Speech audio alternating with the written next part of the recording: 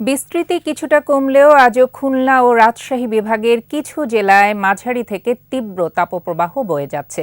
সিলেট, চট্টগ্রাম, ময়মনসিংহের কিছু এলাকায় বজ্রবৃষ্টি হয়েছে।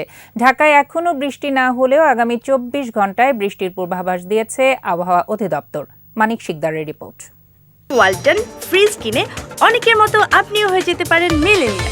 সেরা পণ্যের সেরা অফার। রাজধানীতে প্রখর রোদ, মাঝে মাঝে আবার সূর্য মেঘের লুকোচুরি। তবে গত কয়েকদিনের তুলনায় তাপমাত্রা কিছুটা কমলেও তাপপ্রবাহ এখনো আছে। কষ্টে আছেন পথচারী ও শ্রমজীবীরা। ঘাম বের হয়ে গেলে তো শরীর একটু মনে করেন যে হালকা হয়ে যায়, মাথা ঘোরে, তারপর মাথা খুলে বয়ে থাকি। গরমে আপনার কয়েকদিনে জ্বরে ভুগলাম, তারপর পেটের সমস্যা, পাতলা পায়খানা। প্রকৃত তাপমাত্রার চেয়ে কয়েক ডিগ্রি বেশি অনুভূত হচ্ছে রাজধানীতে। তবে যেসব এলাকায় জলাধার ও গাছপালা বেশি, সেখানে গরমের অনুভূতি কিছুটা কম।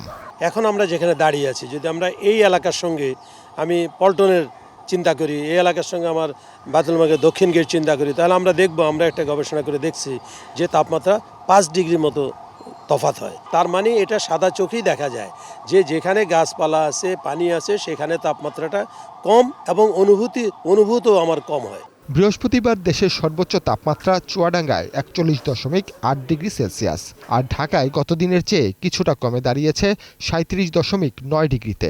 দেশের বেশ কিছু জেলাতেই আপনার বিশেষ করে খুলনা, রাজশাহী এবং ঢাকা বিভাগের বেশ কিছু জেলাতে তীব্র তাপপ্রবাহ ছিল। সেই তীব্র তাপপ্রবাহের টেন্ডেন্সিও কমে আসতে পারে বা এরিয়াও কমে আসতে পারে। আগামী 24 ঘন্টায় সিলেট, চট্টগ্রাম, ময়মনসিংহ, রংপুর, বরিশাল ও ঢাকা বিভাগের কিছু কিছু এলাকায় দমকা বাতাস সহ বজ্রঝড়ের সম্ভাবনা দেখছেন আবহাওয়াবিদরা। দমকা থেকে ঝড়ো হওয়া সহ কোথাও কোথাও হালকা বৃষ্টিপাতের চান্স আছে।